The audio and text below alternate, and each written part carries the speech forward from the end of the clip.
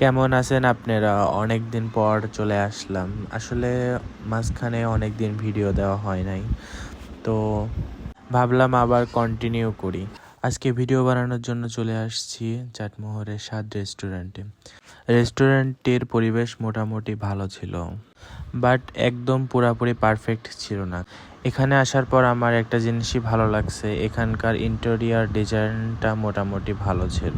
কোনটা অর্ডার করব একদমই বুঝতে পারতেছিলাম না। পরে গিয়ে চিকেন বিরিয়ানি এবং চিকেন ফ্রাই অর্ডার করেছিলাম। এদের খাবার সার্ভ করার সিস্টেমটা খুবই বাজে। এরা খুব খারাপ একটি প্লেটে আমাদেরকে সার্ভ করছে, যে জিনিসটা আমার একদমই ভালো লাগে নাই, বাট খাইতে মোটামুটি ভালো ছিল। চিকেন ফ্রাইটা দেখতে অনেক সুন্দর এবং লোভনীয় ছিল, খাইতে মোটামুটি ভালো লাগছে।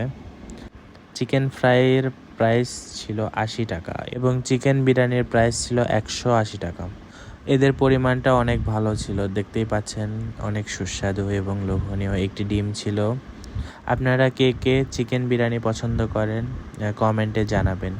ভিডিওটি ভালো লাগলে লাইক, শেয়ার এবং সাবস্ক্রাইব করে পাশে থাকবেন। ধন্যবাদ।